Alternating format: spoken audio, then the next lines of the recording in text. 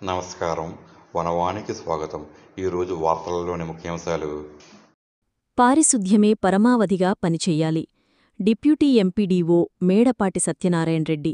గ్రామాలలో పారిశుధ్య నిర్వహణ సక్రమంగా ఉంటేనే ప్రజలు ఆరోగ్యంగా ఉంటారని, తద్వారా ఆరోగ్య ఆంధ్రప్రదేశ్ లక్ష్యాన్ని చేరుకోవడం సాధ్యమవుతుందని డిప్యూటీ ఎంపీడీఓ మేడపాటి సత్యనారాయణ రెడ్డి అన్నారు.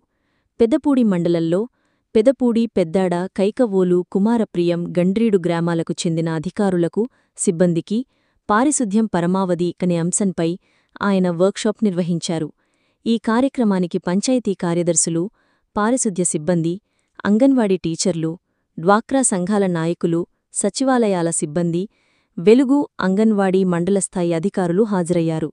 ఈ సందర్భంగా డిప్యూటీ ఎంపీడీఓ మాట్లాడుతూ, గృహిణులు ఉదయాన్నే తడి, పొడి చెత్తను వేరువేరుగా ఇచ్చేలా వారిలో చైతన్యం తీసుకురావాలని, క్లాప్ మిత్రాలు విజిల్స్ వేసుకుంటూ ప్రజలతో గౌరవంగా మాట్లాడుతూ ప్రతిరోజూ తడి చెత్తను, వారానికొకసారి పొడి చెత్తను అంటే ప్లాస్టిక్ వంటివి సేకరించాలని, డ్వాక్రా మహిళలు, అంగన్వాడీ టీచర్లు, ఆశా వర్కర్లు, సచివాలయ సిబ్బంది రోజుకు 3 గంటలపాటు గ్రామాల్లో పర్యటించి పారిశుధ్యంపై అవగాహన కల్పించాలని, డ్రైనేజీలలో చెత్తవేయడం వల్ల కలిగే నష్టాలు, దోమల ద్వారా వ్యాపించే డెంగ్యూ వంటి వ్యాధుల గురించి ప్రజలకు వివరించాలని, వ్యక్తిగత, పరిసరాల, సామాజిక శుభ్రత పాటించేలా గ్రామాలను తీర్చిదిద్దాలని అన్నారు.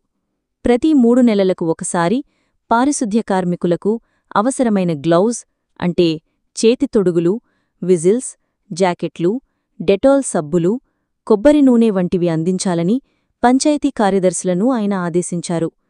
వర్క్షాప్ అనంతరం పెదపూడి మండల ప్రజాపరిషత్ కార్యాలయ ఆవరణలో స్వచ్ఛ ఆంధ్ర, స్వర్ణాంధ్ర, ప్లాస్టిక్ అంతం అనే అంశాలపై అందరూ మానవహారం నిర్వహించి ప్రతిజ్ఞ చేశారు.